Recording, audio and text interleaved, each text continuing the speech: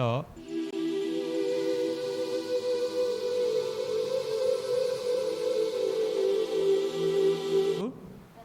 కష్టపడండి అని దేవుడు అన్నాడు. మనం ఏం చేస్తున్నాం?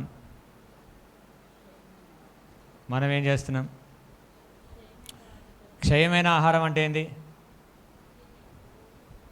క్షయమైన ఆహారం అంటే ఏంది? రోజు తినేది. బిర్యానీ ఉండొచ్చు, బాస్మతి రైస్ ఉండొచ్చు, లేకపోతే జొన్నలు ఉండొచ్చు, లేకపోతే ఇడ్లీలు ఉండొచ్చు, దోశలు ఉండొచ్చు, ఏదైనా ఉండొచ్చు. సో రోజు తినేది క్షయమైన ఆహారం. సో అక్షయమైన ఆహారం కొరకు మాత్రమే దేవుడు కష్టపడమన్నాడు. మనం ఏం చేస్తున్నాం? పొద్దున్న లేచిన కాడి నుంచి క్షయమైన ఆహారం కొరకు మనం ఏం చేస్తున్నాం? కష్టపడుతున్నామా కదా? అవునా కదా? సో సాధ్యమైతే అప్పుడప్పుడు సండే ఎగ్గొట్టి కూడా కదా క్షయమైన ఆహారం కోసం పరిగెత్తుతూ ఉంటాం మనం. సో వాక్యం ఏం సెలవిస్తూ ఉందంటే అక్షయమైన ఆహారం కొరకు మీరు కష్టపడాలా. ఇక్కడ మీరు చూడండి, ఆకాశ పక్షులను చూడండి, అవి విత్తవు, కోయవు, కొట్లల్లో కూర్చుకొనవు, అయినను మీ పరలోకపు తండ్రి వాటిని పోషిస్తున్నాడు. మరి ఎలా పోషిస్తున్నాడు వాటిని? పక్షుల్ని దేవుడు ఎలా పోషిస్తున్నాడు? పక్షుల్ని పోషించిన దేవుడు మనల్ని పోషించడా? మరి ఎందుకు పరిగెత్తుతున్నాం చెప్పాలా? ఇక్కడ అంటే నాకు దేవుడు అనుగ్రహించిన జ్ఞానాన్ని బట్టి, దేవుడు నాకు ఇచ్చిన ఆలోచనను బట్టి, జ్ఞానం కాదు కానీ ఆలోచనను బట్టి నేను గత వారం చెప్పడం జరిగింది అది. సో మీరు పక్షులను చూడండి, అవి విత్తనాలు వేయవు, పొలం దున్నవు, విత్తనాలు వేయవు, కొయ్యవు, కొట్లలో దాచుకోవు, బ్యాగులు వేసుకోవు, ఏం చేయవు. అయినను అవి పోషించబడుతున్నాయి. ఎట్లా తెలుసా? వేకువన లేవగానే తన ఆహారం కొరకు వెతకడానికి వెళ్తాయి. ఎక్కడ వెతకడానికి వెళ్తాయంటే దేవుడు వాటికి ఎక్కడ సిద్ధపరిచి ఉంచాడో అక్కడికి వెతకడానికి వెళ్తాయి. హల్లెలూయా. అర్థమైందా? ఇప్పుడు అర్థమైందా? పక్షులు ఆన్నే కూర్చుంటే ఆహారం రాదు వాటికి. సో దేవుడు ఎక్కడైతే సిద్ధపరిచాడో వాటికి ఆహారము, ఈ పక్షులు వాటిని వెతకడానికి వెళ్తాయి అన్నమాట. ఉదయకాన్ని వెళ్తాయి, సాయంకాలం వస్తాయి. సో రకరకాల పక్షులు రకరకాలుగా ఉండొచ్చు. పైన ఈ కొంగలు పోతూ ఉంటాయి చూడు, కొంగలేనా? లైన్గా వెళ్తాయి తెల్లగా. సో అప్పుడు మూఢనమ్మకం ఒకటి ఉండే, ఇట్లా ఈ గోరుతో గోరిప్పి నీ గోరిస్తే నా గోరిస్తా, నీ గోరిస్తే నా గోరిస్తా అంటే తిప్పుతూ ఉంటే నిజంగా ఏదో తెల్లకు మచ్చ పడేది ఈడ. మరి ఎంతవరకు వాస్తవం అని తెలియదు కానీ ఒక మచ్చ అయితే పడేది. మరి ఆ తెల్లది గోరు మన మీద పడాలని ఇలాంటి తిప్పితే పడేది. మరి అది ఏందో తెలియదు, మళ్ళీ దానికి ఆంతర్యం ఏందో తెలియదు కానీ మనకి. సో అలా పక్షులు లైన్గా వెళ్ళి దేవుడు వాటికి ఆహారం ఎక్కడ సిద్ధపరచాడో అక్కడ వెతకడానికి వెళ్తున్నాయి. అర్థమైందా? అలాగే మనం కూడా ఏం చేస్తున్నామంటే ఉదయాన్నే లేచి దేవుడు మనకు సిద్ధపరిచిన వాటి దగ్గరికి వెళ్ళి మనం పనిచేస్తున్నాం అంతే. హల్లెలూయా. అంటే వాటిని వెతకడానికి మనం కూడా వెళ్తున్నాం అంతే. సో వీటికంటే ప్రాముఖ్యంగా అక్షయమైన ఆహారం కొరకు కష్టపడాలా. అక్షయమైన ఆహారం కొరకు కష్టపడాలంటే ఏం చేయాలా? ఆహారం ఎక్కడ దొరుకుతుంది?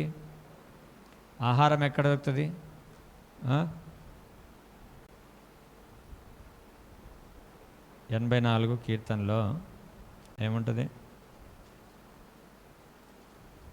పానకోవెలకు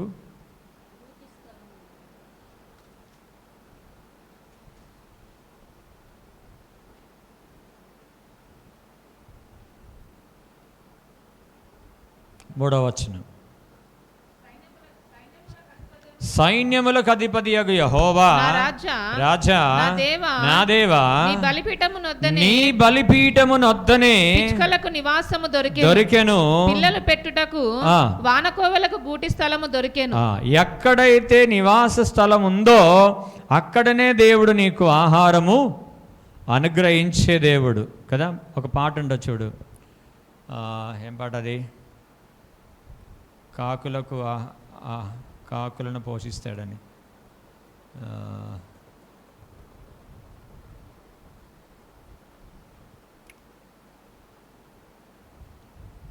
యెహోవా నా దేవా ఆ పాటలు ఏమని చూడు. యెహోవా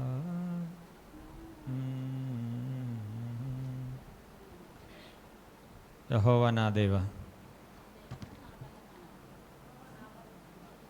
యెహోవా నా బలమా, యథార్థమైన నీమా.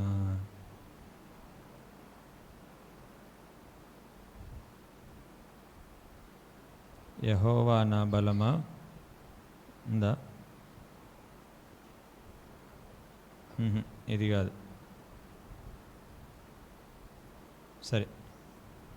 ఆకాశ పక్షులకు దేవుడు ఆహారం ఇచ్చుచున్నాడు, కాకులు మొరపెడతా ఉన్నాయంట, దేవుడు వాటికి ఆహారం ఇస్తూ ఉన్నాడు. కాకులు మొరపెడుతున్నాయంట, దేవుడు వాటికి ఆహారం ఇస్తున్నాడని కీర్తనలో ఒక చోట రాయబడి ఉంటుంది. సో అక్షయమైన ఆహారం కొరకు మనం కష్టపడాలి. శరీర సంబంధమైన ఆహారం ఆయనే దేవుడు మనకు సిద్ధపరుస్తాడు. అర్థమైందా? శరీర సంబంధమైన ఆహారం ఆయనే మనకి ఇస్తాడు. అక్షయమైన ఆహారం కొరకు మాత్రం మనం కష్టపడాలి. ఎలా కష్టపడాలా? ఎక్కడ దొరుకుతుంది ఆహారం? అక్షయమైన ఆహారం అంటే ఏంది? నా శరీరము తిని నా రక్తము త్రాగువాడు నిత్య జీవం గలవాడు. అది ఎక్కడ దొరుకుతుంది? ఎక్కడ దొరుకుతుంది అది? ఆయన శరీరం, ఆయన రక్తం ఎక్కడ దొరుకుతుంది? అది తెలియదా? ఎవరు చెప్పట్లే, మాట్లాడట్లే మీరు. మీకు వినపడతలేదా లేకపోతే నాకు వినపడతలేదా? ఆయన శరీరం, ఆయన రక్తం ఎక్కడ దొరుకుతుంది? ఆయన సన్నిధిలో, ఆయన మందిరములో దొరుకుతుంది. సో వీటి కొరకు కష్టపడాలా. సో ఆ సమయంలో ఏమైంది? వర్షం వచ్చింది. ఏమొచ్చింది? వచ్చిందా లేదా? వర్షం వచ్చిందా లేదా చెప్పాలా? వర్షం వస్తే ఏం చేసాం మనం? కష్టపడకుండా ఆగిపోయినాం. సో దేవుడు వీటిని బట్టి దేవుడు అంటున్నాడు మీరు వాటికి కష్టపడాలా. సో విజయవాడ, ఖమ్మం ప్రాంతాల్లో చూస్తే మనము ప్రజలు కనీసం తినటానికి కూడా ఆహారం లేని స్థితి ఏర్పడ్డదాడ. అవునా కదా? మనకు అలాంటి పరిస్థితి ఏం రాలేగా? వచ్చిందా? మరెందుకు ఆగిపోయినట్టు? ఎందుకు దేవుని మందిరానికి రానట్టు? ఏదో ప్లాన్ ఉండాలా. రేపటి కొరకు ఈరోజే ఏదో ఒక ప్లానింగ్ ఉండాలా. అక్షయమైన ఆహారం కొరకు కష్టపడాలంటే రేపటి కొరకు ఈరోజే ఏదో ఒక ప్లానింగ్ ఉండాలా. సో ఈరోజు సముఖపు రొట్టె తర్వాత ఏముంటుంది? తర్వాత ఎన్ని చెప్పాను మీకు? ప్రత్యక్ష గుడారంలో 6 పాత్రలు ఉంటాయి. బలిపీఠము, గంగాళము, దీపస్తంభము, సముఖపు రొట్టె బల్ల, ఆ తర్వాత ధూపవేదిక. సో ఈ ధూపవేదిక ఇవాళ మీకు చెప్పకుండా ఏం చేస్తానంటే మీకు ఒక పునాది వేయాలని నేను ఆశపడుతున్నాను. అది ఎలాంటిదంటే మళ్ళీ జీవితంలో మీరు మర్చిపోకూడదు. జీవితంలో మళ్ళీ వర్షం అని అనొద్దు ఇంకా మీరు. అలాంటి పునాది ఈరోజు మీకు వేస్తా. మంచిది. యెషయా గ్రంథం 35:3-4 వచనాలు. యెషయా గ్రంథం 35:3-4 వచనాలు. సడలిన చేతులను బలపరచుడి, తొట్టిల్లు మోకాలను దృఢపరచుడి, తత్తరిల్లు హృదయములతో ఇట్లనుడి, భయపడక ధైర్యముగా ఉండుడి. ప్రతిదండన చేయుటకై మీ దేవుడు వచ్చుచున్నాడు. ప్రతిదండనను దేవుడు చేయదగిన ప్రతీకారమును ఆయన చేయును.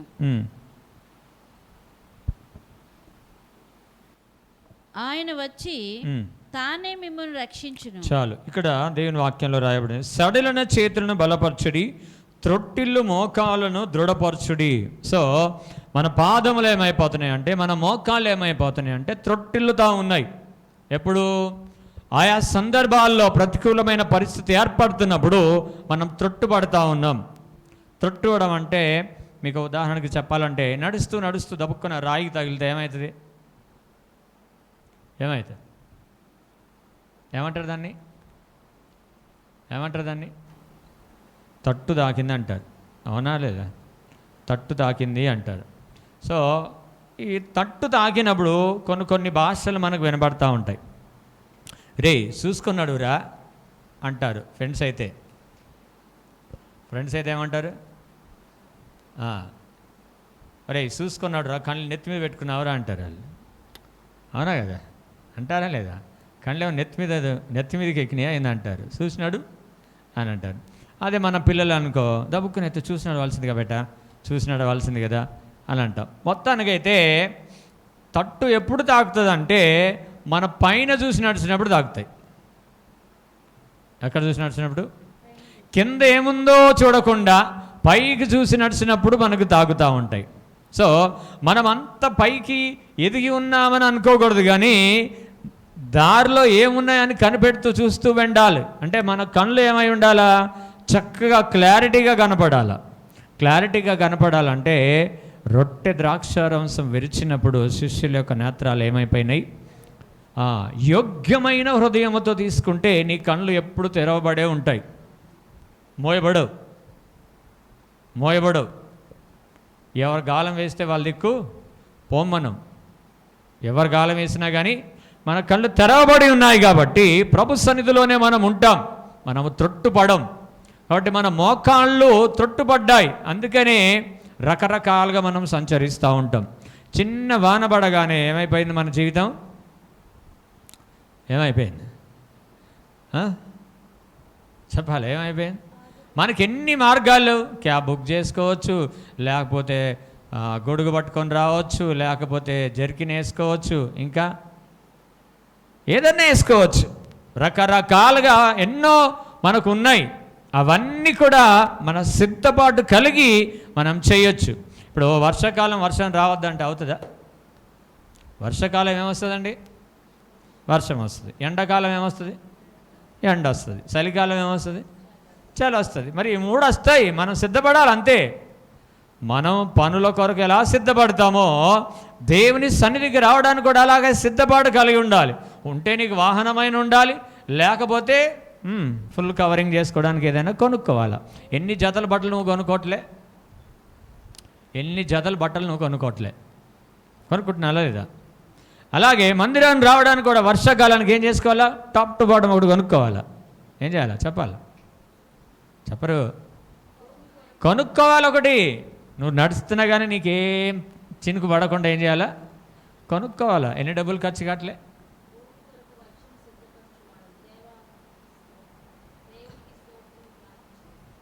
అరచు పిల్ల కాకులకును ఆహారముతో నీచును. అరచు పిల్ల కాకులకును. ఫస్ట్ ఏంది? పర్వతములలో గడ్డిని,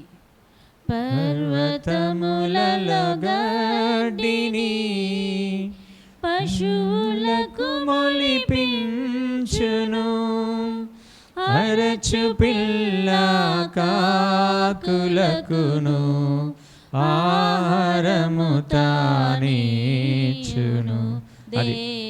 అది అంటే పశువుల కొరకు దేవుడు గడ్డిని మొలిపిస్తున్నాడు, పిల్లకాకుల కొరకు దేవుడు ఆహారాన్ని సిద్ధపరుస్తున్నాడు. మనకు కూడా దేవుడు అన్నీ సిద్ధపరిచి ఉంచాడు. దేవుడు వాటిని మనకి ఇస్తాడు, కానీ అక్షయమైన ఆహారం కొరకు మాత్రం మనం ప్రయాసపడాలి. దేవునికి మహిమ కలుగునుగాక. హల్లెలూయా, హల్లెలూయా. సో త్రొట్టుపడకుండా మన మోకాళ్ళని ప్రభా బలపరచండి అని ప్రభు సన్నిధిలో మన ప్రార్థన జీవితము కలిగి ఉండాలి. దేవునికి స్తోత్రం. హల్లెలూయా. ఎప్పుడు మనం త్రొట్టిల్లము, ఏ విధంగా త్రొట్టిల్లము అనేది, అదేవిధంగా ఎవరు త్రొట్టిల్లరు అనేది ఈరోజు మీకు తెలియజేస్తాను. 1 పేతురు పత్రిక, 2 పేతురు పత్రిక 1వ అధ్యాయం 5 నుంచి 10 వచనాల వరకు. 2 పేతురు 1వ అధ్యాయం 5 నుంచి 10 వచనాల వరకు.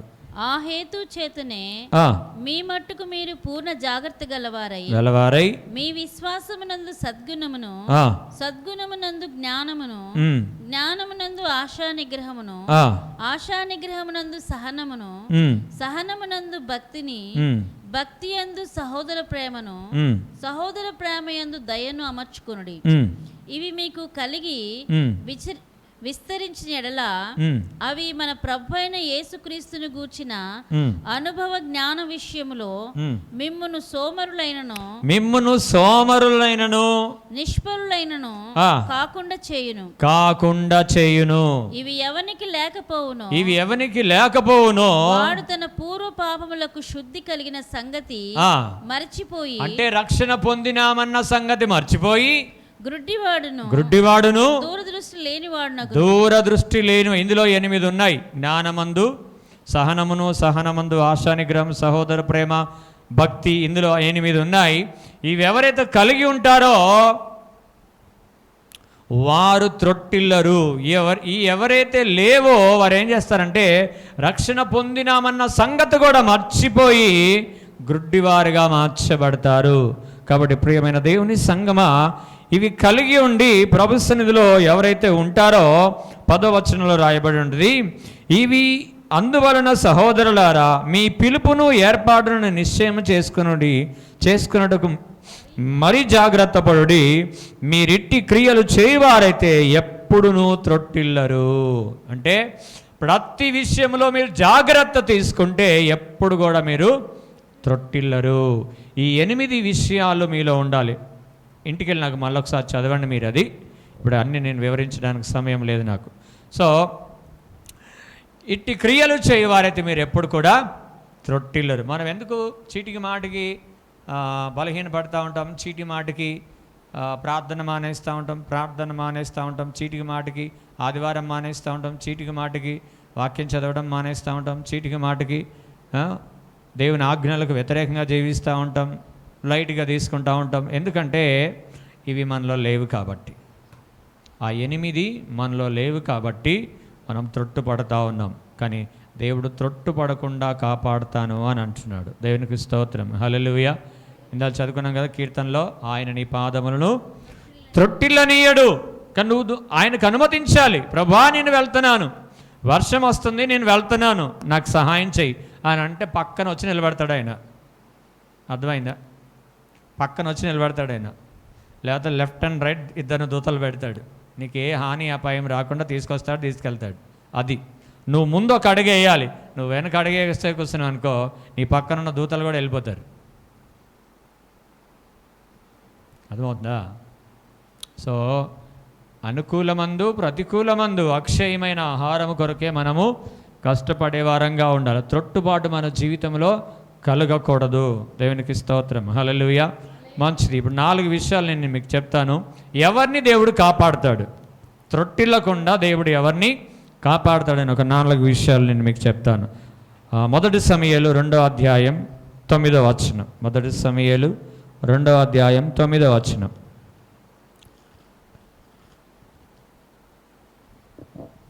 తమ భక్తుల పాదములను త్రొట్టిల్లకుండా ఆయన వారిని కాపాడును. చాలు. ఆయన ఎవరిని కాపాడుతాడంటే భక్తి గల వారిని కాపాడుతాడు. యెహోవా యందు భయభక్తులు గల వారి చుట్టూ ఆయన దూతల కావలి ఉండి వారిని రక్షించును. భక్తి ఉండాలి. భక్తి అంటే ఏదో ఉడత భక్తి కాదు అంటారు కదా జనాలు. ఉడత భక్తి వద్దులేరా నాయన అంటారు. సో ఏదో పైన చూపించే భక్తి కాదు మనకు కావాల్సింది, సంపూర్ణమైన భక్తి. ఆ భక్తి విషయంలో మనం ఉంటే, భక్తిని మనము కాపాడుకుంటే దేవుడు మనల్ని త్రొట్టిల్లకుండా మన పాదాలను ఆత్మీయ జీవితంలో పడిపోకుండా, దాని అర్థమైందంటే ఆత్మీయ జీవితంలో నువ్వు పడిపోకుండా ఆయన నిలబెట్టి నిన్ను నడిపించే దేవుడు. కాకపోతే నీకేముండాలా? భక్తి ఉండాలి. భక్తితో పాటు భయము కూడా ఉండాలి. అంతే. దేవునికి స్తోత్రం, హల్లెలూయా. భక్తి అంటే ప్రార్థన చేయడం, వాక్యం చదవడం, ఇది భక్తి. అవునా కదా? ప్రార్థన చేయడం, ఇంకా వాక్యం చదవడం, ఇది ఒక భక్తి. సో ఇంకొక భక్తి కూడా నేను మీకు తెలియజేస్తాను. యాకోబు రాసిన పత్రిక 1:27 వచనం. తండ్రి అయిన దేవుని ఎదుట పవిత్రమును నిష్కలంకమునైన భక్తి అనగా దిక్కులేని పిల్లను విధవరాండ్రను. యాకోబు 1:27, జేమ్స్ 27. ఒకటి తండ్రి అయిన దేవుని ఎదుట ఆ, పవిత్రమును ఆ. నిష్కలంకమునైన భక్తి ఏదనగా నిష్కలంకమైన భక్తి ఏదనగా దిక్కులేని పిల్లలను ఆ, విధవరాండ్రను వారి ఇబ్బందులలో పరామర్శించుటయే నిజమైన భక్తి. ఏందది? ఇబ్బందుల్లో పరామర్శించడం. ఎవరైతే ఇబ్బందుల్లో ఉంటారో వారిని ఏం చేయాలా? పరామర్శించడం. పరామర్శించడం అంటే పోన్లే బ్రదర్, ఏం బాధపడకు అని చెప్పడం కాదు, మాటలతో చెప్పడం కాదు, చేతలతో చేయడం. ఇప్పుడు విధవరాళ్ళు ఉన్నారు, చాలా ఇబ్బంది ఉంది వాళ్ళకి, ఇబ్బందులు పడుతున్నారు, దిక్కు తోడు ఏం లేదు, నీ పక్కనే ఉన్నారు, లేదా నీకు తెలిసిన వాళ్ళు ఉన్నారు. నువ్వేం చేయాలా? ఏం చేయాలా? నీకు తగినంత సహాయం నువ్వు చేయాల. ప్రతి నెలనా నేను అలా అనట్లే, ఎప్పుడైనా ఒకసారి కనీసం వారికి అందించాలి. ఇప్పుడు మనం చూస్తున్నాం ఈ ఫ్లడ్స్లో జలప్రవాహం వచ్చి వర్షం ద్వారా వరదలన్నీ వచ్చి పాపం విజయవాడ, ఖమ్మం కొన్ని ప్రాంతాలు మొత్తం మునిగిపోయి అసలు ఏం దిక్కు లేకుండా అయిపోయారు. అసలు వాళ్ళ పరిస్థితి ఎలా ఉంది? ఏమన్నా ఉన్నాయా వాళ్ళకి? ఎవరన్నా పెడితే తిందామా అని చూస్తున్నారు వాళ్ళంతే. అవునా కదా? వాళ్ళకి ఎవరు పెట్టాలా? చెప్పాలా? మంచి గుణాలు పెట్టాలా. అటు ఇప్పుడు మనం మంచిగా ఉన్నామా లేదా? మరి ఎవరు పెట్టాలా? మనమే పెట్టాలా. మాకే లేదంటే పాస్టర్ గారు మమ్మల్ని ఆడబెట్టమంటారు. ఎప్పుడు లేదంటే లేదన్నట్టే ఉంటుంది. మరి ఎప్పుడు లేదంటే లేనట్టే ఉంటుంది. అది పీసినారితనం అంటారు. దాన్ని ఏమంటారు? పీసినారితనం అంటారు దాన్ని. నీకు ఒకటి తెలుసా? పీసినారు వాళ్ళు పరలోకంలోకి పోరు. పీసినారు వాళ్ళు పరలోకంకి పోరు. సో అలాంటి ఆపదలో ఉన్నప్పుడు కనీస సహాయం మన వంతు మనం చేయగలగాలి. దేవుడు దాన్ని లెక్కిస్తాడు. నేను రోగి అయినప్పుడు మీరు నన్ను చూడవచ్చితిరి. నేను చెరసాలలో ఉన్నప్పుడు మీరు నన్ను చూడవచ్చితిరి. ఆపదల్లో ఉన్నప్పుడు మనం ఎన్ని లక్షలు మనం ఖర్చు కావట్లేదండి? అవుతున్నాయా లేదా? లక్షలు ఖర్చు పెట్టుకుంటున్నామా లేదా మన ఇంటి కొరకు? మరి కొద్ది సహాయం మనం వారికి అందిస్తే మన చెయ్యి ఏమన్నా అరిగిపోతుందా? ఇది కూడా భక్తి. ఈ భక్తి విషయమే మనం కాపాడుకోవాలి. ఇప్పుడు మన చర్చిలో పీటర్ బ్రదర్ వాళ్ళు, మేరీ సిస్టర్ వాళ్ళు ఉన్నారు కదా. సో వాళ్ళు ఉన్న సైడ్ బాగానే ఉందంట. అయితే ఇంకొక దిక్కు బాగాలేదంట. సో వాళ్ళ ఫ్యామిలీ వాళ్ళు అంతా 8 మంది అయితే వాళ్ళందరూ అక్క చెల్లెలు, వారు అన్యులే, అక్క చెల్లెలందరూ కలిసి సహాయం చేద్దామని అనుకున్నది. ఆ మాట మాకు వినబడింది. సో నా వంతు నేను సహాయం పంపించాను. మీరు వంతు కూడా మీరు పంపిస్తా అంటే నా దగ్గరికి రండి. ఇది అయిపోయినాక నేను కూడా మా వంతు సహకారం పంపిస్తాను అంటే ఒక సంఘంగా మనం చేయొచ్చు. మనం పర్టికులర్గా వెళ్ళి చేయకపోయినా చేసే వాళ్ళతోడన్నా మనం చెయ్యి కలపొచ్చు. నిజమైన భక్తి అంటే అదే. మరి ఎప్పుడు మనమే తినడం కాదు. ఆపదల్లో ఉన్నప్పుడు నువ్వు చెయ్యి వేసావనుకో, నీ ఆపదల్లో దేవుడు నీకు చెయ్యేస్తాడు. హల్లెలూయా. అర్థమైందా? ఎదుటి వాళ్ళ ఆపదలో ఉన్నప్పుడు మనం కాముగా ఉన్నాం అనుకో, మన ఆపదలు వచ్చినప్పుడు ఎవడు మనల్ని, దేవుడు ఏ చెయ్యి కూడా మన దగ్గరికి రానియడు. అర్థమైందా? మనకు కూడా వస్తాయి ఆపదలు. రావా? అప్పుడు మనం ఆదుకోబడడానికి దేవుడు ఏం చేస్తాడు? అప్పుడు నువ్వు సహాయం చేశావు కాబట్టి తిరిగి నీకు సహాయాన్ని దేవుడు అందిస్తాడు. దేవునికి స్తోత్రం. హల్లెలూయా. వడ్డీతో సహా నీకు సహాయాన్ని అందిస్తాడు. ఒకవేళ మీరు ప్రేరేపించబడితే ఈ కుడికి అనంతరం నాకేమేయొద్దు, నేను వారి నెంబర్ ఇస్తాను మీకు. అయిపోయిన తర్వాత మీరు డైరెక్ట్గా వారికి వేయచ్చు. వాళ్ళు యథార్థంగా చేస్తారని నాకు తెలుసు కాబట్టి. అంటే వారి ప్రాంతం వాళ్ళ బంధువుల కొరకు కాదు నేను అనేది. వాళ్ళు బాగానే ఉన్నారు ఉన్న దగ్గర. వేరే దగ్గర జలప్రలయం వచ్చి అంటే ఫ్లడ్ వచ్చి చాలా మునిగిపోయిన ప్రదేశాలు కొన్ని ఉన్నాయి. వాళ్ళు చేద్దాం అనుకుంటున్నారు కాబట్టి నిస్సందేహంగా మనం ఇచ్చేటి అటే పోతాయా ఇంకెటన్నా పోతాయా అని మనకు అనవసరం. ఆ ఆలోచనలు ఏమొద్దు. వాళ్ళు ఖచ్చితంగా చేస్తారు వాళ్ళు. కాబట్టి మీరు డైరెక్ట్గా వారికి చేయవచ్చు. దేవునికి స్తోత్రం. ఇది ఒక అవకాశం మనకి. నా వంతు నేను పంపించేసిన ఆల్రెడీ. మన కష్టాలు ఎప్పుడు ఉంటూనే ఉంటాయి, మనకు ఉండవా? ఏ స్టీఫెన్ ఉంటాయా ఉండవా? ఉంటానే ఉంటాయి మనకి, ఎప్పుడు మన కష్టాలు మనకి ఉంటానే ఉంటాయి. కానీ ఎదుటి వాళ్ళ ఇబ్బంది మనకంటే అసలు ఆహారం లేని పరిస్థితిలో కూడా ఉన్నారు కదా. సో చాలామంది మన వాళ్ళు చేస్తున్నారు, పెద్ద పెద్ద వాళ్ళు వెళ్తున్నారు, సొంతంగా వాళ్ళకి ఛానల్స్ ఉన్నాయి కాబట్టి వెళ్తున్నారు, ఇస్తున్నారు, చేస్తున్నారు. కనీసం మనం ఇండైరెక్ట్గా చేసిన మన ప్రభు చూస్తాడుగా. మనం చేసేది మనుషులంతా లోకమంతా చూడాలని ఏం లేదు మనకి. కానీ మనం ఇండైరెక్ట్గా చేసినా కానీ, మనం ఎవరికి కనబడకపోయినా కానీ ప్రభువు చూస్తున్నాడు. హల్లెలూయా. సో ఇలా చేసిన వారు ఎవడు కూడా త్రొట్టుపడరు. దేవునికి స్తోత్రం. హల్లెలూయా.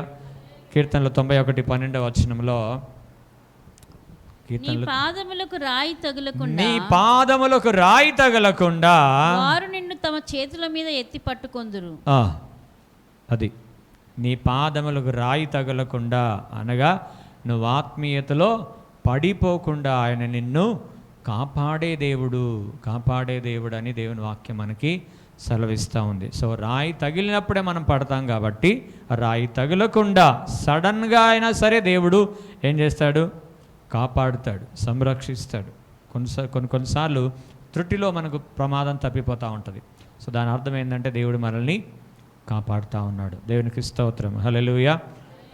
మొదటిది ఏంటంటే భక్తి గల వారి పాదములను దేవుడు త్రొట్టిల్లకుండా కాపాడుతాడు. రెండవది ఇర్మియా గ్రంథం 31:9 వచనం.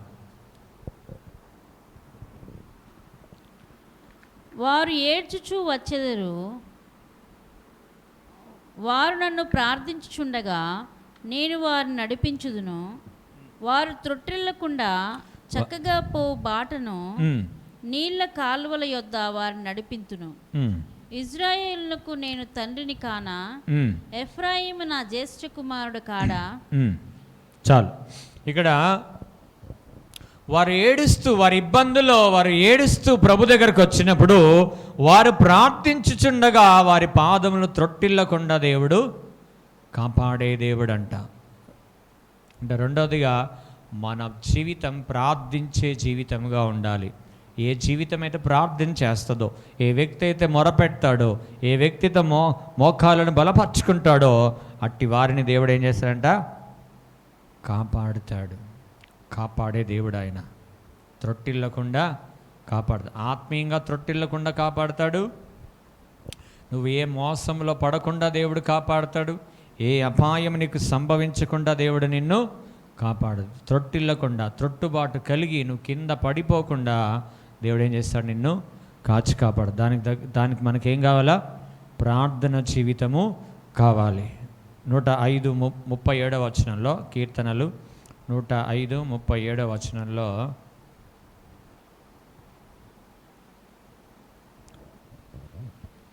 అక్కడ నుండి తన జనులను వెండి బంగారములతో ఆయన రప్పించెను. వారి గోత్రములలో నిస్సత్తువ చేత తొట్టిల్లు వాడెక్కడైనను లేకపోయాను. ఇప్పుడు ఇశ్రాయేలీయులందరూ కూడా వారు ప్రయాణము చేసినప్పుడు త్రొట్టుపడకుండా అందరు కూడా ఎర్ర సముద్రాన్ని దాటి వెళ్ళిపోయారంట. ఎందుకు తెలుసా? వారు అంతకుముందు మొరపెట్టారు. 400 సంవత్సరాలు కనిపెట్టి మొరపెట్టారు.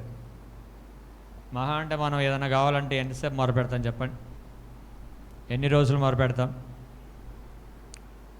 ఎన్ని నెలలు మొరపెడతాం? వారు 400 సంవత్సరాలు మొరపెట్టారంట.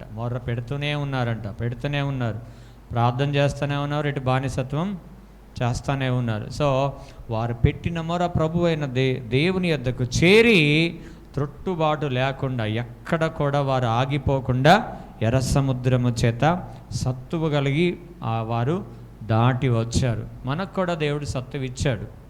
మీరు సత్తువ లేని వారు అనుకోకూడదు. మీకు దేవుడు బలం ఇచ్చాడు, మీకు దేవుడు రక్షణ ఇచ్చాడు. మనం ఏమనుకుంటామంటే కొన్నిసార్లు ఏందులే ఒక వారం పోకపోతే ఏమైందిలే, వర్షం పడుతుంది కదా, వర్షం పడుతుంటే మెల్లగా లేచి అమ్మగారు ఏమంటారు? ఏమండి కాస్త కొట్టుకు పోయి చికెన్ తీసుకురాబా, వర్షం పడుతుంది కానీ గొడుగు పట్టుకొని పో. ఏం పట్టుకొని పోవాలా? గొడుగు పట్టుకొని పో అని అమ్మగారు అంటది. సో అమ్మగారు ఏమంటుందంటే పిల్లలు అడుగుతున్నారండి. ఎవరు అడుగుతున్నారు? పిల్లలు అడుగుతున్నారండి పోయి తీసుకురండి, కానీ అసలు కావాల్సింది అమ్మగారికే. ఇప్పుడు చికెన్ కావాల్సింది ఏంటి ఎవరికంటే అమ్మగారికే కావాలా, కానీ అమ్మగారు ఏమంటారంటే పిల్లలు కావాలంటున్నారండి అని అంటే ఈయన సచ్చినట్టు గొడుగు వేసుకొని తడుచుకుంటూ పోయి తీసుకొని వస్తాడు. మంచిగా వండుకొని మధ్యాహ్నం కల్లా. ఆదివారం మందిరానికి రాకుండా చికెన్ ఎట్ట తినబుద్ధి అవుతుందండి మీకు? అసలు ఎట్ట తినబుద్ధి అవుతుంది చెప్పండి నాకు. అసలు ఆదివారం మందిరానికి రాకుండా మీరు చికెన్ కానీ బిర్యానీ కానీ అసలు అన్నం ఎట్లా తినబుద్ధి అవుతుంది మీకు? ఒక ఆదివారం రాకపోతే మీరు వ్యాధిగ్రస్తులు. వ్యాధి వచ్చినాడు ఎవడన్నా అన్నం తింటాడా? తింటారా? మరి మనం ఎట్ట తింటాం? సో మనం బలవంతులమే, కానీ మనం బలహీనలు అనుకుంటున్నాం. మీకు తెలుసా ఏనుగు ఎంత బలంగా ఉంటుందో? ఏనుగు ఎంత బలంగా ఉంటుందో తెలుసా మీకు? కానీ వాడు చిన్న గడపారెట బాతి దానికి కట్టేస్తే ఏనుగు ఆనే ఉంటుంది. అది దాని కాలుతో ఇట్టంటే వచ్చేస్తుంది. అది రాదని కాదు, వచ్చేస్తుంది అది. కానీ చిన్నప్పటి నుంచి కట్టేశారే, చిన్నప్పుడు కట్టినప్పుడు రాదుగా, ఆ మైండ్ అలా పడిపోయింది అనమాట దానికి. ఇంక ఆడ కట్టేయగానే సపోర్ట్ చేయకుండా ఉంటుంది. ఇక నేను బలహీన అనుకుంటుంది అది ఏనుగు. సో మనం కూడా క్రీస్తులో బలవంతులమే, కానీ కొన్ని ప్రతికూలమైన పరిస్థితులు, వ్యతిరేకమైన పరిస్థితులు, పెండ్లు వచ్చినా, లేకపోతే చావు వచ్చినా, ఇంకా వర్షం వచ్చినా, లేకపోతే పనులు వచ్చినా మనం ఏమనుకుంటామంటే మనం బలహీనం అనుకుంటాం. మీరు బలవంతులు, దేవునిలో నిలబడేవారు. దేవుడు మిమ్మల్ని నమ్మాడు, నమ్మి ఆయన మనకు రక్షణ ఇచ్చాడు. సో వీటిని మర్చిపోయి గ్రుడ్డివారిగా మార్చబడకూడదు, కానీ దేవునిలో సత్తువ కలిగి ముందుకు నడిచేవారముగా మనం త్రొట్టుబాటు కలిగి ఉండొద్దు. ప్రార్థన మానేసినా త్రొట్టు కలిగినట్టే, ఆత్మీయంగా వాక్యం మర్చిపోయినా త్రొట్టుబాటు కలిగి ఉన్నట్టే, ఆదివారం సంఘానికి మానేసినా త్రొట్టుబాటు కలిగి ఉన్నట్లే, దేవుని ఆజ్ఞకు వ్యతిరేకంగా నువ్వు ఏ రోజు ఏ కార్యం చేసినా త్రొట్టుబాటు కలిగి ఉన్నట్లే. సో త్రొట్టుబాటు కలగకుండా ఉండడానికి దేవుడు ఎవరిని కాపాడతాడంటే ప్రార్థించే వారిని కాపాడుతాడు. కాబట్టి ప్రియమైన దేవుని సంగమా, అనుదినమును ప్రార్థన కలిగి ఉండు. నువ్వు ఎంత అయినా సరే, వాడు ₹1,00,00,000 ఇచ్చినా సరే నువ్వు పోవాలనిపించదు నీకు, అంతే. ₹1,00,00,000 ఇచ్చినా పోవాలనిపించదు. నా దేవుడు నాకు ముఖ్యం, నా దేవుని సన్నిధి నాకు ముఖ్యమని నీకు అనిపిస్తుంది. దేవునికి స్తోత్రం. హల్లెలూయా, హల్లెలూయా. మొట్టమొదటిగా భక్తిగల వారిని దేవుడు కాపాడుతాడు త్రొట్టిల్లకుండా. రెండవది ప్రార్థించే వారిని దేవుడు త్రొట్టిల్లకుండా కాపాడుతాడు. మూడవది 119, 165 వచనం. కీర్తనలు 119, 165 వచనం. నీ ధర్మశాస్త్రమును ప్రేమించు వారికి ఎంతో నెమ్మది కలదు, ఎంతో నెమ్మది కలదు. వారు తూలి త్రొట్టిల్లుటకు కారణమేమీ లేదు. మనకి ఎన్నొస్తాయి కారణాలు చెప్పాలా? పోయిన వారు ఎందుకు రాలేదంటే వర్షం వచ్చిందని రాలే, అవునా కదా? నిజమా కాదా చెప్పాలా? మీరు మాట్లాడాలి ఏదన్నా ఒకటి, నిజమా కాదా? పాస్టర్ గారు మీరు అబద్ధం చెప్తున్నాడు, పోయిన వారం వర్షమే రాలేదా అంటారా? వర్షం మీ దగ్గర వచ్చిందా మా దగ్గర ఏమైనా వచ్చిందా? మీకేంది పాస్టర్ గారు, మీరు కారులో వస్తారు, మీకే, అవునా కదా? మీకేంది, మీకు కారులో వస్తారు. మన దగ్గర సంసన్ బ్రదర్ అన్నాడు కదా, ఆయన ఇంతకుముందు శ్రీపురమా సాయిరామ్ కాలనీయా, సాయిరామ్ నగర్, అశోక్ రెడ్డి ఎంఎస్ఆర్ కాలేజీ లోపలికి 2 కిలోమీటర్లు ఉంటుంది లోపలికి. ఆడుండేవాడు. అక్కడ ఉంటే కరెక్ట్గా ఏమో తెలియదు కానీ ఆయన గృహకూడ పెట్టుకున్నప్పుడే వర్షం వస్తుంది. అన్న ఈరోజు మా ఇంట్లో ప్రార్థన పెట్టండి అంటే ఆ రోజే వర్షం వస్తుంది. మాకేమో కారు లేదు, మరి అప్పుడు మరి ఏమందాం? ఈరోజు వర్షం వస్తుంది కదా, నెక్స్ట్ మళ్ళీ ఎప్పుడైనా పెట్టుకోమని చెప్పాలన్నా చెప్పాలా? అది బాగుంటుందా? అలా ఉండదు. ఒకరోజు ఫిక్స్ చేసామంటే అది ఏమైనా పోవాల్సిందే. అక్కడికి కారణాలు చెప్పొద్దు. దేవుని మందిరానికి రావడానికి, దేవుని పని చేయడానికి కారణాలు చెప్పొద్దు. ఇక్కడ ఏముంది? దేవుని ధర్మశాస్త్రమును ప్రేమించు వారికి ఎంతో నెమ్మది కలదు, వారు తూలి త్రొట్టిల్లుటకు కారణమేమి కూడా లేదు. కానీ మనకి ఎన్ని కారణాలు ఉంటాయి? పెళ్ళి వస్తే కారణం వస్తుంది, సావు వస్తే కారణం వస్తుంది, ఒక ఫంక్షన్ వస్తే కారణం వస్తుంది, వర్షం వస్తే కారణం వస్తుంది, పనులు దొరికితే కారణం వస్తుంది, ఇంకా చెప్పాలా ఎన్ని కారణాలు వస్తాయో మనకి. ఎందుకంటే ధర్మశాస్త్రం నిజంగా నువ్వు ప్రేమిస్తే, దేవుని వాక్యాన్ని నిజంగా నువ్వు ప్రేమిస్తే ఆదివారం ఎక్కడికి వెళ్ళవు. అది ఎంత పరిస్థితి అయినా సరే, మహా అంటే బెడ్ మీద బెడ్ రీడ్ అయి పండుకుంటే తప్ప ఖచ్చితంగా దేవుని మందిరానికి రావడానికే నువ్వు ఇష్టపడతావు. ఒక్క రోజు నువ్వు మందిరానికి రావట్లేవంటే అది ఎంత విలువ తెలుసా? అది ఎంత విలువైంది తెలుసా? చాలా విలువైంది. అంత ఆ వ్యక్తి సంసన్ బ్రదర్ అక్కడ మీటింగ్ పెట్టుకున్నా, మేము జర్కిన్ వేసుకొని ఆశ్రమ్ గారు ఏదో కప్పుకొని ఆ వర్షంలో కూడా మేము వెళ్ళి ప్రార్థన కూడా నడిపించుకొని మళ్ళీ వర్షంలో ఇంటికి వెళ్ళేవాళ్ళం. మరి ప్రార్థన ఈరోజు వర్షం పడుతుంది బ్రదర్, రేపు పెట్టుకోండి అంటామా? ఎట్లా కుదరదే. ఇంకోటి చెప్పనా మీకు, నేను పోయినసారి 3 రోజులు ఉపవాస ప్రార్థన ఉంది కదా, 3 రోజులు ఉపవాస ప్రార్థన అని చెప్పాను. కరెక్ట్గా అదే టైంలో మా అమ్మకి బాగలేదు. అదే టైంలో అది మీకు ఫోన్ చేశాను కదా, ఇటు ఉపవాస ప్రార్థన చేసుకోవాలన్నా మా అమ్మని చూసుకోవాలన్నా చెప్పాలి, ఏం చేయాలా?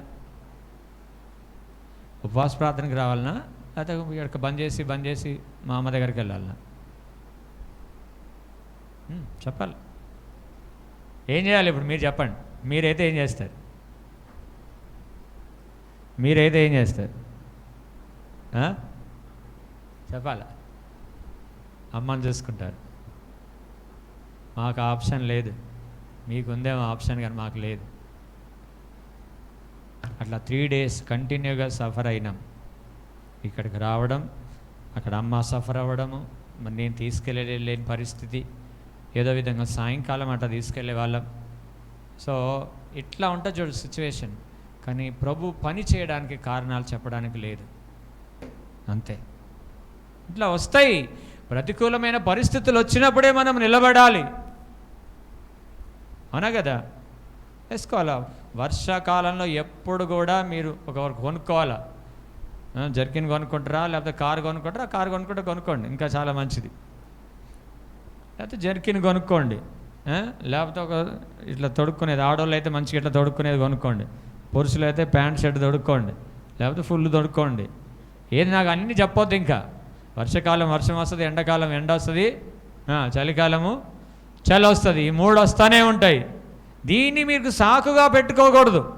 దీన్ని మీరు సాకుగా పెట్టకూడదు. అసలు కారణాలు వెతకొద్దు. దేవుని మందిరానికి మారడానికి కారణాలు వెతకొద్దు. సపోజ్ పెండ్లుంది, మీ వాళ్ళది, మీకు దగ్గర వాళ్ళది పెండ్లుంది, ఆ రోజే ఫుల్ దంచి కొట్టను వర్షం. ఏం చేస్తారు చెప్పాలి? ఫంక్షన్ హాల్లో పెండ్లుందండి, ఫంక్షన్ హాల్లో పెండ్లుంది, ఏం చేస్తారు మీరైతే? క్యాబ్ బుక్ చేసుకొని క్యాబ్ బుక్ చేయి, వర్షం వస్తుంది కదా, క్యాబ్ బుక్ చేయి. అదే డబ్బులు ఖర్చు పెట్టుకొని మరి క్యాబ్ బుక్ చేసుకొని కూడా వెళ్తారే. మరి దేవుని సన్నిధి దానికంటే తక్కువైందా? విలువలేనిదా? అంటే అంత బలహీనమైన మనస్సాక్షి కలిగి ఉన్నారా? మీరు బలవంతులని మీరు ఎందుకు అనుకోవట్లేదు? మీరు ఏదైనా సాధించగలరని ఎందుకు అనుకోవట్లేరు? మీరు ఇది నా ప్రభు దినం, నా ప్రభు దగ్గరికి నేను వెళ్ళాలి ఈరోజు అని ఎందుకు అనుకోవట్లేదు? వర్షం కారణమా ప్రభు మందిరానికి రాకపోవడం? వర్షాకాలం వస్తుంది, మరి ఆదివారమే వస్తుంది. సో మళ్ళీ ఇంకోసారి నాకు ఎప్పుడు వర్షం కారణం అని చెప్పకూడదు. వెతుక్కోవాలా.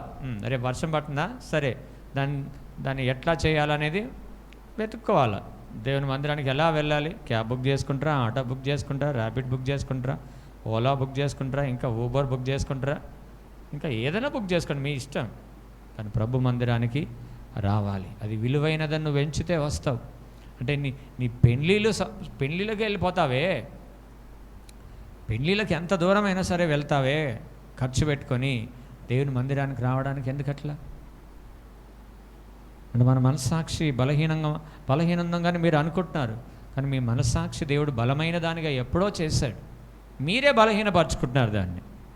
సో ఎప్పుడు కూడా వర్షాకాలం వస్తే వర్షం పడుతుందని అనొద్దు. అంటారా మళ్ళా మరీ విజయవాడ వాళ్ళకి అసలు ఈ ఫస్ట్ ఫ్లోర్ మునిగిపోయింది, వాళ్ళంటే అది వేరు అనుకో, నీళ్ళలోనే ఉన్నారు వాళ్ళు. మనకు ఆ పరిస్థితి ఏం లేదుగా, ఉందా లేదా? ఉందా? సరే, వర్షం వస్తుందని ఉద్యోగం మానేసిరా ఏ రోజన్నా? వర్షం వస్తుందని అస్సలు మాంటారా? బయట కూలి పని అంటే నడవకపోతే మానేస్తారు. అదే లోపలైతే లోపల పని నడుస్తుందని అనగానే వర్షం వస్తుంది, అయినా లోపల వర్క్ ఉంది. ఏం స్టీవెన్, వెళ్తామా లేదా? ఉద్యోగం ఉంది లోపల, వెళ్తా లేదా? ఇప్పుడు మనకి వర్షంలో లేదుగా మందిరం వర్షంలో ఉంది ఏమన్నా? మనకి స్లాబ్ ఉంది కదా, కప్పు ఉంది కదా మంచిగా, వీడికి వస్తే సరిపోతుంది కదా. సో ఎప్పుడు కూడా ప్రతికూలమైన పరిస్థితుల్లో కూడా, కష్టమైన పరిస్థితుల్లో కూడా నువ్వు ప్రభు మందిరానికి రావడాన్ని నేర్చుకోవాలి. అప్పుడే నువ్వు నిజంగా దేవుణ్ణి ప్రేమించినట్లు. ఇంకా అగ్నిగుండం వస్తే ఏం చేస్తారండి మీరు? చిన్నపాటి చిటపట చినుకులకే రాకపోతే మందిరానికి వస్తే అగ్నిగుండంలో వేస్తామన్నాం అనుకో, వద్దులే బాబాయ్, ఆ మందిరం వద్దేమొద్దు, ఇంకొక మందిరానికి పోదాం.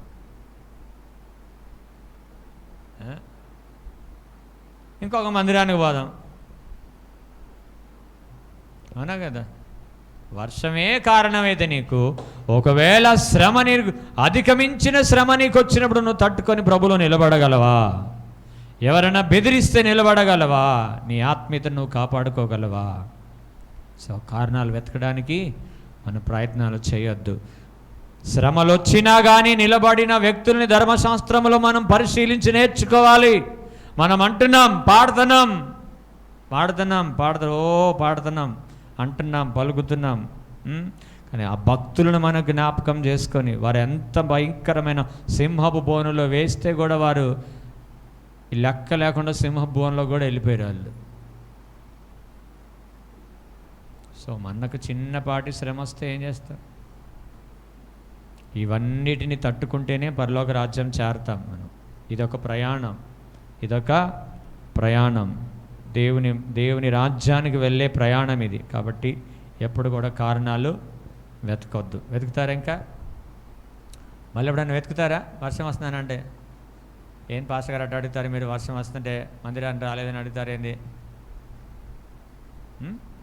మీరు అలా రండి, దేవుడు మీకు కారు ఇస్తాడు, ఖచ్చితంగా ఇస్తాడు. ప్రతికూలంలో మీరు ప్రయాణాలు చేయండి, ఖచ్చితంగా దేవుడు మీకు కారు ఇస్తాడు. ప్రతికూలంలో మీరు ఆగిపోండి, మీ ఆశీర్వాదం కూడా ఆగిపోతుంది. నాకు ఒక ఆయన సాక్ష్యం ఇచ్చాడు. మన దగ్గరికి ఒకసారి నతానియేల్ గురించి చెప్పిండు చూడు, మొన్న రీసెంట్గా సంసన్ బ్రదర్ తీసుకొచ్చాడు కదా, తెల్ల డ్రెస్, వైట్ డ్రెస్, బ్లాక్ ఉంటాడు. సో ఆయన సేవలో కొన్ని అనుభవాలు చెప్పిండు మాకు. ఒకసారి అంట వారు చేసే సేవలో ప్రయాణంలో పులి అడ్డం వచ్చిందంట. పులి అడ్డం వస్తే బండి మీద స్పీడ్కి వెళ్తుంటే టైర్ పంచర్ అయిందంట. పులి వెనకాల వస్తూ ఉందంట, వీళ్ళు బండి మీద స్పీడ్కి వెళ్తున్నారంట. స్పీడ్కి వెళ్తుంటే టైర్ పంచర్ అయింది. పరిస్థితి ఎట్టుంటుందో చూడండి. ఎట్టుంటుందండి?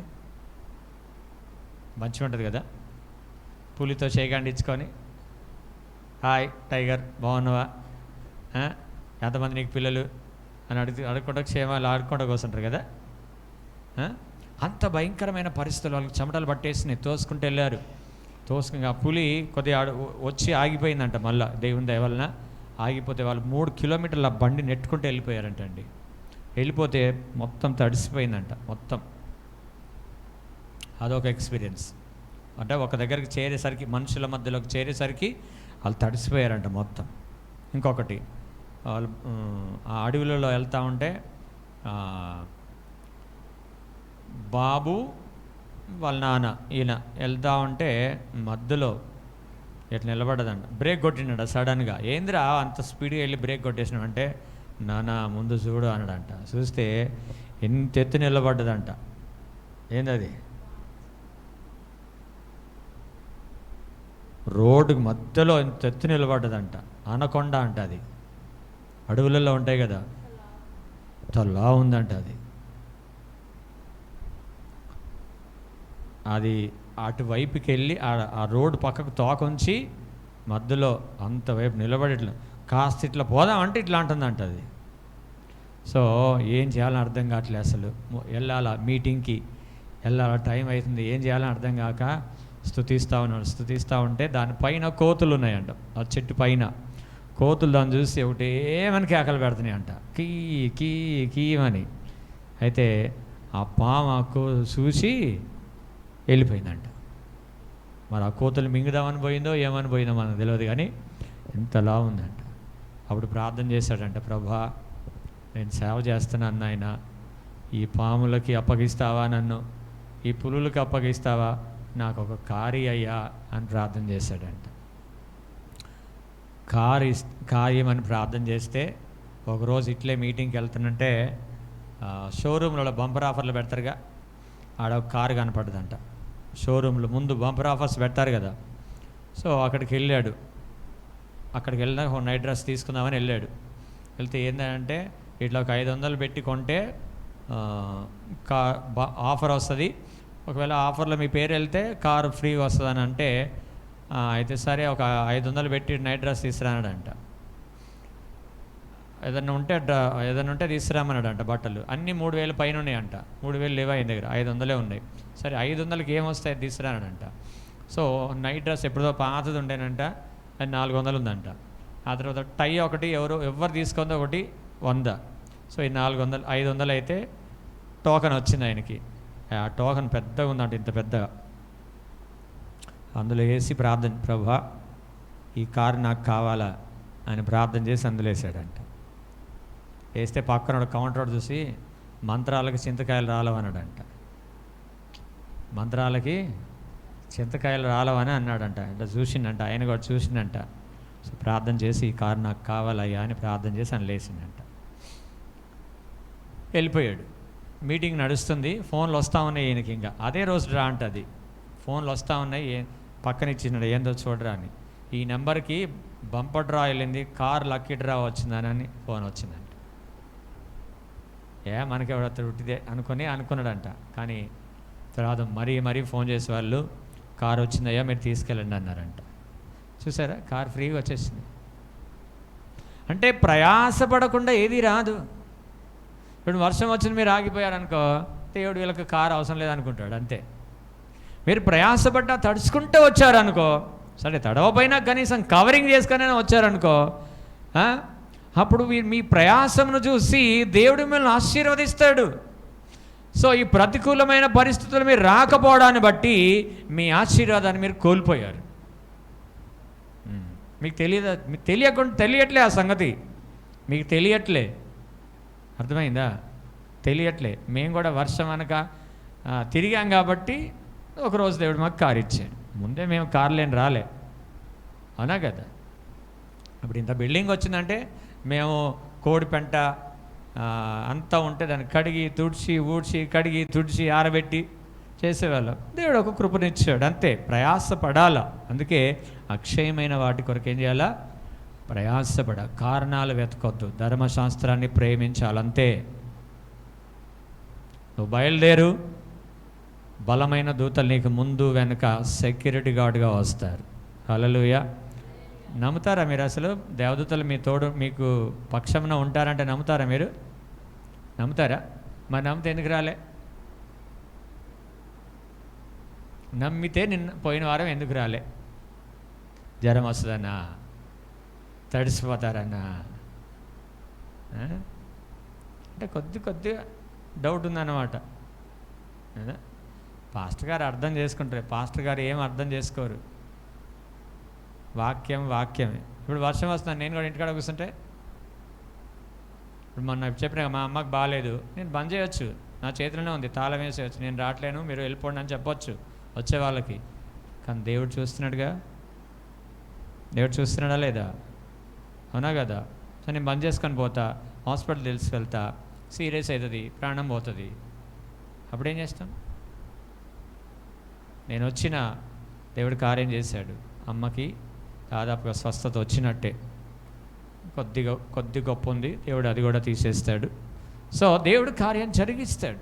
సో మొట్టమొదటి ప్రాధాన్యత ప్రభువుకు మాత్రమే మనము ఇవ్వాలి. దేనికి ఇవ్వద్దు. నీ ఉద్యోగానికి కానీ, నీ పనికి కానీ, ఇంకా నువ్వు ఇంటికాడ చికెన్కి కానీ, మటన్కి కానీ, దేనికి ఇవ్వద్దు. దేవునికి స్తోత్రం. హల్లెలూయా, హల్లెలూయా. మళ్ళీ చెప్తారు ఆ కారణాలు. ఎందుకు రావట్లేవా మందిరానికి అంటే కారణం చెప్పొద్దు. కారణాలు చెప్పారంటే మన కావనన్న అడిగితే వర్షం వస్తుంది కదా అన్న, వర్షం వస్తుంది కదా అన్న. ఏంటి నాకు తెలియదా వర్షం వచ్చిందని? నాకు తెలుసా లేదా వర్షం వచ్చిందని? తెలుసు కదా నాకు కూడా, నేను తెలిసే మాట్లాడుతున్నా. సో మనం స్ట్రాంగ్ అవ్వాలా. ఏమవ్వాలా? స్ట్రాంగ్. దేంట్లో? వాక్యములో, దేవుని మందిరంలో నిలుచుటలో నువ్వు స్ట్రాంగ్ అవ్వాలా.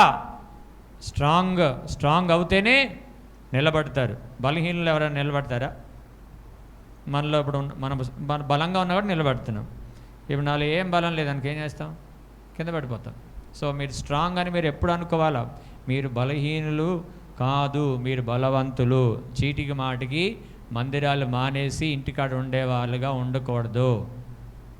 మందిరాలు మానేస్తే నువ్వు దేవుని రాజ్యాన్ని పోగొట్టుకున్నట్లే. సో ఇది చాలా జాగ్రత్తగా మీరు గమనించుకోవాలి. దేవునికి స్తోత్రం. హల్లెలూయా, హల్లెలూయా. 119, 10-11 వచనాలు. 119 కీర్తనలు 10-11 వచనాలు.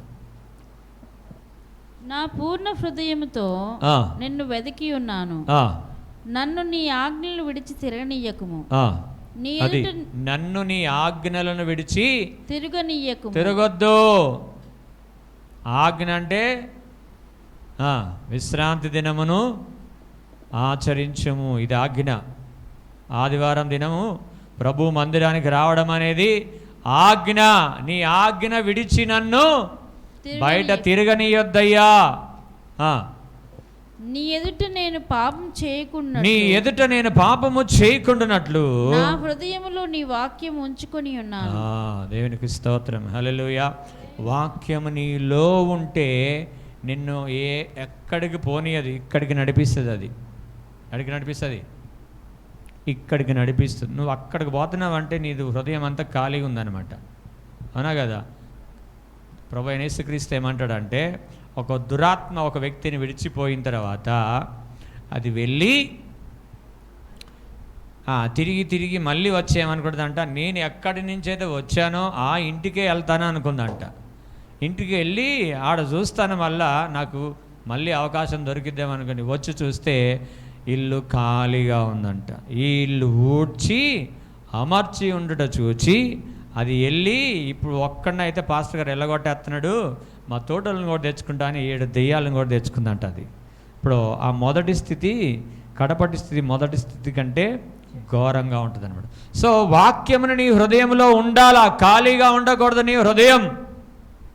నీ హృదయం ఖాళీగా ఉంటే సాతాను ఎక్కువగా పనిచేసే అవకాశాలు ఉంటాయి. నీ హృదయంలో వాక్యం ఉంటే తిన్నగా ఈడికే వస్తావు. అర్థమైందా? లొకేషన్ పెట్టామనుకో, ఇక్కడ లొకేషన్ పెట్టామనుకో, ఎక్కడికి వస్తారు? వాడు ఇడికే తెస్తాడు. అవునా కదా? నువ్వు ఇప్పుడు సపోజ్ ఇక్కడ నుంచి నా దగ్గర లొకేషన్ పెట్టుకొని నువ్వు బుక్ చేసుకున్నావు, క్యాబ్ వాడు వస్తాడు, తీసుకుపోయి ఆడ దించుతాడు, అన్నీ దించుతాడు. అవునా కదా? సో నీకు వాక్యము హృదయంలో ఉందనుకో, ఇక్కడికే వస్తావు, ఇంకొక చోటికి పోవు. అర్థమైందా? కారణాలు చెప్పొద్దు. యేసయ్యకి కారణాలు చెప్పొద్దు. మనసుంటే మార్గం ఉంటుంది. సో ఈ వారం మీరు ఏం చేయాలి? ఇంటికి వెళ్ళి ఏం చేయాలా? వచ్చే వారం కూడా వర్షం వస్తుంది. వస్తే రావచ్చు, చెప్పలేం. రాకపోతే మంచిది, వస్తే కూడా మంచిదే. అప్పుడు ఏం చేయాలా? ఈ వారం మీరు ఏం చేయాలి? ఇంటికి వెళ్ళి అందరూ చెప్పరు. జర్కిన్లు కొనాలా? ఏం చేయాలా? జర్కిన్లు కొనాలి. నెత్తికి కవర్ ఉంటాయి చూడు, అలాంటి జర్కిన్లు కొనాలి మీరు. పోయి బండ్ల మీద వచ్చేటోళ్ళు ఈ ఆటోలో కార్లు ఉంటే మంచిదే మరీ మంచిదే. పిల్లలు ఉంటే పిల్లలకు కూడా కొనండి అన్నీ. ఇలా మీరు రండి, ఖచ్చితంగా దేవుడు మీకు కారు ఇస్తాడు. హల్లెలూయా. ఎంతమందికి కారు కావాలా? కారు కావాలంటే ఏం చేయాలా? ఇట్లా రావాలా, మరి తడవకండి, ఇట్లా కవరింగ్ చేసుకొనైనా రండి.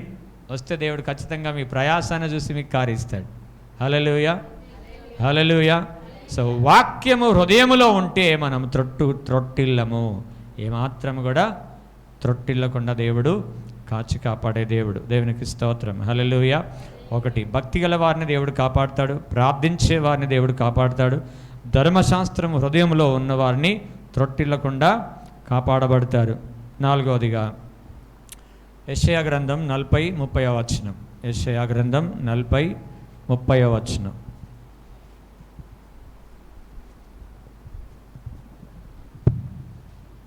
బాలురు సొమ్మసిల్లుదురు అలయుదురు యవనస్తులు తప్పక త్రొట్టిల్లుదురు అని ఉంది ఇక్కడ. సో చాలాసార్లు ఇది చదువుతున్నప్పుడు అదేం ప్రభా యవనస్తులు త్రొట్టిల్లుతారని ఉంది అని చాలాసార్లు అనుకున్నాం. కానీ వాక్యంలో ఏముంటుందంటే, ఇప్పుడు యోసేపు యవనస్తుడే, త్రొట్టుపడ్డాడా? పడలే, నిలబడ్డాడు. దేవునికి భయపడువాడు ఎవడు కూడా త్రొట్టుపడడు. శరీరాశ, నేత్రాశ, జీవపుడమ ఇవి 3 హృదయాల్లో తిరుగుతూ ఉంటే చూడు, వారే త్రొట్టుపడతారు.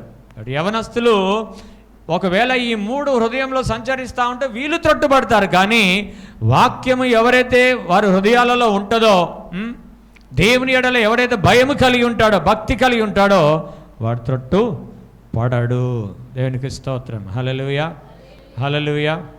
హోషేయ గ్రంథం 5:5 వచనంలో చక్కటి మాట రాసింటుంది.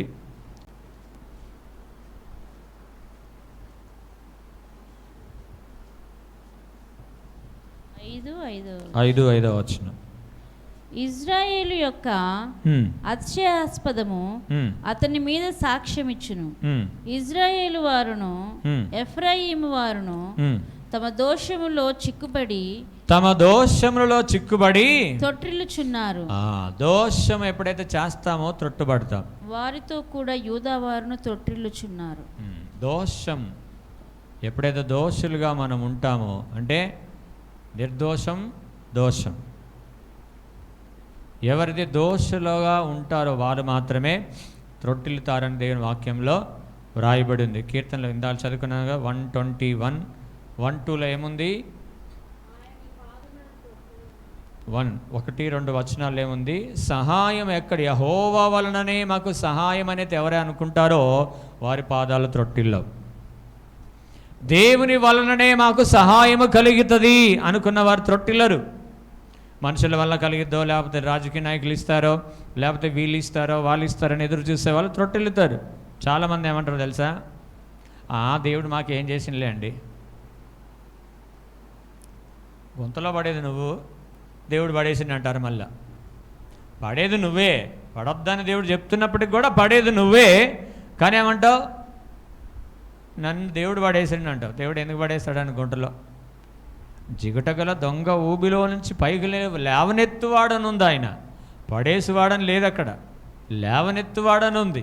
సో గుంటలో నువ్వు పడి ఒకవేళ వేరే వాళ్ళు ఎవరైనా కావాలని పడేస్తే మాత్రం మళ్ళీ ఆ గుంటలో నుంచి కూడా నేను దేవుడు లేవనెత్తుతాడు.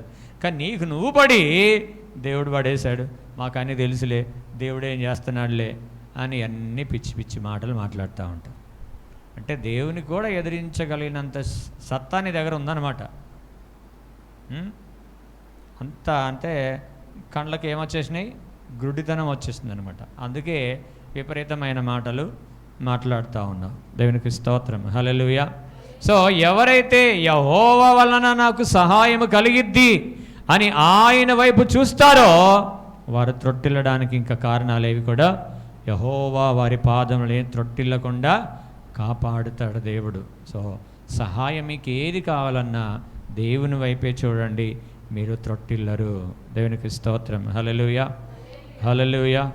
మొదటిగా భక్తి గల వారి పాదములు దేవుడు త్రొట్టిల్లకుండా కాపాడుతాడు. రెండవదిగా ప్రార్థించి వారిని దేవుడు త్రొట్టిల్లకుండా కాపాడుతాడు. మూడవదిగా ధర్మశాస్త్రాన్ని ప్రేమించే వారిని దేవుడు త్రొట్టిల్లకుండా కాపాడుతాడు. నాలుగవదిగా దేవుని వైపు మాత్రమే నీ సహాయానికి చేతులెత్తాలి. దేవుని వైపు మాత్రమే నీకు సహాయం కావాలంటే దేవుని వైపు మాత్రమే నువ్వు ఎత్తగలిగితే దేవుడు నీకు సంపూర్ణ సహాయం చేస్తాడు. అట్టివారు ఎప్పుడు కూడా త్రొట్టిల్లరు. దేవునికి స్తోత్రం, హల్లెలూయా. నీతిమంతులు 7 సార్లు పడినా తిరిగి లేస్తారు. ఇప్పుడు నేను నడుస్తున్నాను, త్రొట్టుబాటు అంటే ఇప్పుడు తట్టు తాకడం అంటే కొన్ని అర్థాలు ఉంటాయి. దబ్బుకొని తట్టు తాకుతూ కొంతమంది చేస్తారంటే పడబోయి అమ్మా అంటారు, అవునా? కొంతమంది పడతారు, కింద పడితే ముందు ఏది పడిద్దో అది ఇరిగిద్ది, మూతి పడితే మూతి ఇరిగిద్ది, చేతులు పెడితే చేతులు అంటే గాయాలు కలుగుతాయి. ఇరిగిద్ది అంటే ఇరిగిపోవడం కాదు, గాయాలు అవుతాయి. ఒకవేళ మోకాలు చిప్పలు పడ్డాయి అనుకో, మోకాలు చిప్పలకి గాయాలు తగులుతాయి. ఇప్పుడు పడ్డాం, మనం పడ్డ తర్వాత ఇంకా నేను పడిపోయానులే ఇంక నన్ను ఎవరు లేపొద్దు, నేను లేవలేనులే అంటావా? ఏం చేసుకుంటాం? మళ్ళీ ఏం చేస్తాం? ఇలాంటి డాక్టర్ల దగ్గరికి పోయి మళ్ళీ క్లీనప్ చేసుకొని కదా, మళ్ళీ కట్టించుకోవడమో, మందులు వాడడం, ఏం చేస్తాం? మళ్ళీ శరీరం బాగు చేసుకుంటామా లేదా మనం? సో ఆ కాన్షియస్ మనకి ఇమీడియట్గా వచ్చేస్తుంది. పడిపోయినప్పుడు ఇమీడియట్గా కాన్షియస్ మనకు వచ్చేసి మనం ఏం చేస్తామంటే తిరిగి ట్రీట్మెంట్ తీసుకొని మళ్ళీ మన బాగైపోతాం మనం కదా, అవునా కదా? అలాగే ఎక్కడైనా పడిపోయిన అవకాశం నీకు ఎప్పుడైనా జరిగితే వెంటనే రియలైజేషన్కి వచ్చేసేయాలి. అయ్యో ఇక్కడ నేను పడిపోయాను, ప్రభా నాకు సహాయం చేయి, పడకుండా నన్ను వెళ్ళబెట్టు ప్రభా, నన్ను లేవనెత్తు ప్రభా అని వెంటనే ప్రభు సన్నిధిలో రియలైజేషన్ ప్రేయర్ వెంటనే చేసేస్తూ ఉండాలి. చేసినప్పుడు మళ్ళీ ప్రభు ఏం చేస్తాడు? నిన్ను వెళ్ళబెడతాడు. దేవునికి స్తోత్రం. అప్పుడు త్రొట్టుబాటుకి కలగడానికి ఇంకా కారణాలు ఉండవు. దేవునికి మహిమ కలుగునుగాక, హల్లెలూయా. అందుకనే ప్రభు అయిన యేసుక్రీస్తును మన కొరకు ఆయన అప్పగించాడు, మన కొరకు ఆయన అప్పగించుకున్నాడు. మనం త్రొట్టుపడకుండా ఆయన మనల్ని కాపాడడానికే ఆయన త్రొట్టుపడ్డాడు కదా. సో చరిత్ర ప్రకారం సిలువ మోస్తూ ఉన్నప్పుడు అంట ఆయన 14 సార్లు పడ్డాడంట అని లేఖనాల్లో లేదు. చరిత్ర ప్రకారం అంటే ఆయన 14 సార్లు పడ్డాడు. ఎందుకంటే పడిపోయిన వారిని కూడా ఆయన లేపడానికి ఆయన పడ్డాడు.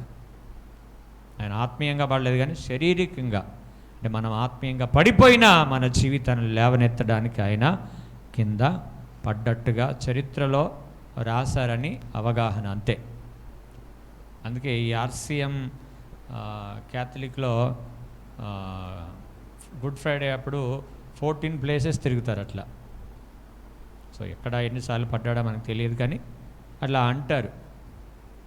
సో దాన్ని బట్టి మనం ఏం చేయాలా? పడిపోయినప్పుడు వెంటనే రియలైజేషన్ ప్రేయర్ వెంటనే చేసుకొని కావాలని చేసి మళ్ళీ రియలైజేషన్ ప్రేయర్ చేయదు. రియలైజేషన్ ఎప్పుడంటే సడన్గా మనం అన్ఎక్స్పెక్టెడ్గా ఏదైనా జరిగితే వెంటనే ఆ విధంగా మనం చేయాలి. కాబట్టి త్రొట్టుపడకుండా దేవుడు మనల్ని కాపాడుతానని వాగ్దానం కూడా ఇచ్చాడు. ఆయన మనతో ఉండే దేవుడు. యూదా పత్రిక 1:24 రాయబడిన మాట.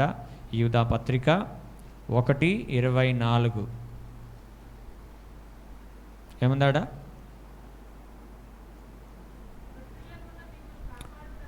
త్రొట్టిల్లకుండా మిమ్మల్ని కాపాడుటకు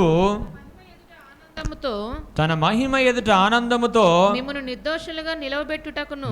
నిర్దోషులుగా నిలబెట్టుటకు శక్తిగల మన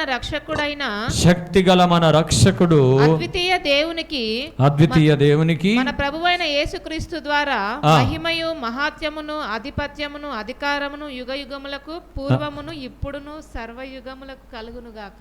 అది అంటే ప్రభు అయిన యేసుక్రీస్తు మనము త్రొట్టుపడకుండా కాపాడడానికి ఆయన మనకు తోడుగా ఉన్నాడు. సో మేము త్రొట్టుపడట్లేము.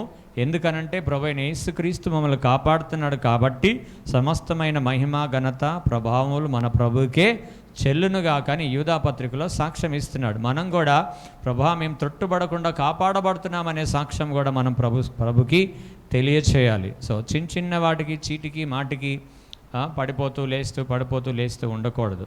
సో కారణాలు ఏమి చెప్పకుండా ప్రభువుకు సహాయం చేయాలి. ప్రభా వర్షం పడుతుంది ప్రభా ఆపండి అని కాదు, మీరు ప్రార్థన చేయాల్సిందే. మేము వెళ్తున్నాం, బయలుదేరుతున్నాం, మాకు సహాయం చేయండి, మాకు సహాయం చేయండి, మేము కవర్ కప్పుకుంటున్నాం.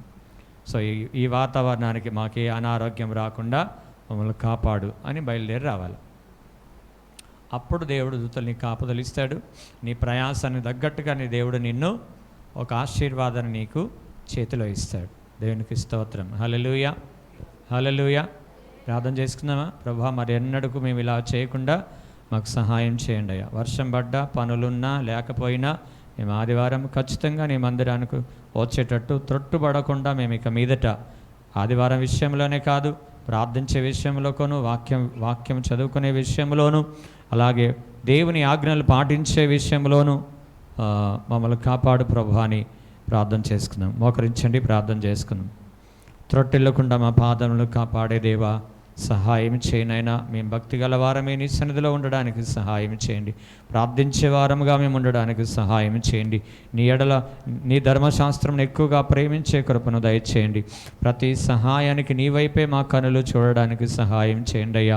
మేము త్రొట్టుబాటు కలగకుండా ప్రభా మీరు మమ్మల్ని కాపాడుతానని అయ్యా మీరు ఇచ్చిన వాగ్దానమును బట్టి మీకు వందన. ఆయన నీ పాదములను త్రొట్టిల్లనీయడు, ఆయన నీ పాదములను త్రొట్టిల్లనీయడు అనే వాగ్దానం ఉంది. కాబట్టి ఆ వాగ్దానాన్ని ఎత్తిపట్టి ప్రభా నేను అనేక సార్లు మేము చిన్న కారణాలు బట్టి నేను మేము ఆగిపోతూ ఉన్నాం. ఇక మీదట ఆగిపోకుండా సాగిపోయే కృపను నైనా మీరు మాకు అనుగ్రహించండి. Thank you lord. యేసయ్యా మీకు వందనాలు, స్తోత్రం. ఒక తీర్మానం తీసుకోండి. వర్షకాలమైన, ఎండాకాలమైన, చలికాలమైన ప్రభా నీ సన్నిధిని విడవక నీ సన్నిధికి వస్తామయ్యా. దాని ఏర్పాట్లు నైనా కొనుక్కోవడానికి మాకు ధన సహాయాన్ని మీరు అందించండి. మేము వాటిని కొనుక్కొని నీ యొద్దకు రావడానికి నీ కృప దయచేయండి. Praise the lord. హల్లెలూయా. ఎన్నో కొనుక్కుంటున్నాము, కానీ దేవుని మందిరానికి రావడానికి మాత్రం మేమేమి కొనడం లేదయ్యా. మా అజ్ఞానాన్ని క్షమించి మాకు సహాయం చేయండి. Praise the lord. Hallelujah, hallelujah. త్రొట్టిల్లనీయవు నా పాదములను, తోడై నీడై నా త్రోవకు వెలుగై. త్రొట్టిల్లనీయవు నా పాదములను, తోడై నీడై నా త్రోవకు వెలుగై. కాపాడుచున్నావు కను పాపవలెను, కాపాడుచున్నావు కను పాపవలెను. కడవరకు నిలవరముగా నడిపించుచున్నావు, కడవరకు నిలవరముగా నడిపించుచున్నావు. ఆశీర్వదించుము దేవా, ఆదరణ నీవే ప్రభువా. ఆశీర్వదించుము దేవా, ఆదరణ నీవే ప్రభువా. త్రొట్టిల్లనీయవు మా పాదములను, తోడై నీడై మా త్రోవకు వెలుగై. త్రొట్టిల్లనీయవు మా పాదములను, తోడై నీడై మా త్రోవకు వెలుగై. కాపాడుచున్నావు కను పాపవలెను,